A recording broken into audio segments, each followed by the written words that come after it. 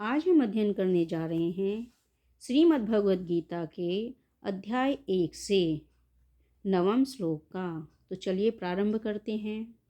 तो देखिए इस श्लोक में क्या कहा गया है। अन्ये च बहवः शूरा मदर्थे त्यक्तजीवितः नानाशस्त्रप्रहरणः सर्वे युद्ध विशारदः। अर्थात ऐसे अन्य अनेक वीर भी हैं जो मेरे लिए अपना जीवन त्याग करने के लिए उद्यत हैं। वे विविध प्रकार के हथियारों से सुसज्जित हैं और युद्ध विद्या में निपुण हैं। तो ये कौन कह रहा है?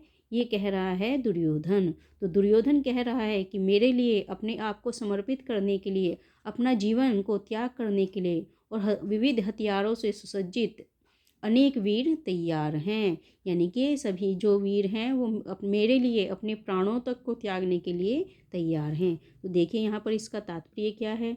जहाँ तक अन्यों का यथा जयद्रथ, कृतवर्मा तथा शल्य का संबंध है, वे सब दुर्योधन के लिए अपने प्राणों की आहुति देने के लिए तैयार रहते थे।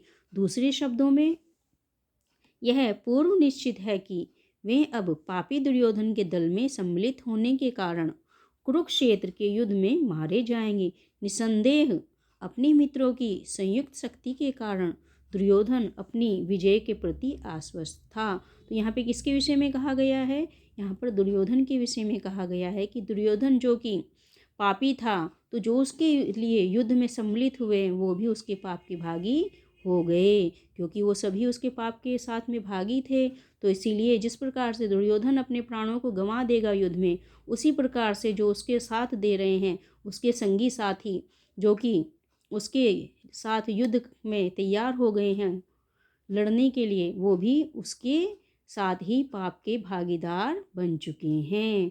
तो इसलिए जिस प्रकार से दुर्योधन पापी हैं, तो वो भी पाप में सम्मिलित होने के कारण पापी ही कहलाएंगे। तो जब युद्ध होगा तो वह युद्ध में निसंदेह अपने प्राणों की आहुति दे देंगे, अर्थात अपने प्राण गंवा देंगे। तो क्योंकि जो बुराई का साथ देता है वो सदैव खुद भी बुरा बन जाता है। तो इसलिए इससे क्या शिक्षा मिलती है कि हमें कभी भी बुरे व्यक्ति का साथ नहीं देना चाहिए।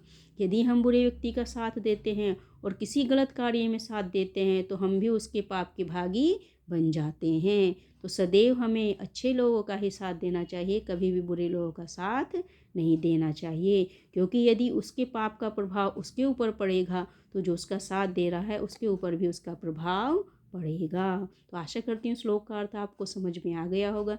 यदि समझ में आया है तो चैनल को सब्सक्राइब कीजिए, ताकि लगातार आगे के श्लोक भी आपको प्राप्त होते रहें। और अंत में हरे कृष्णा राधे राधे।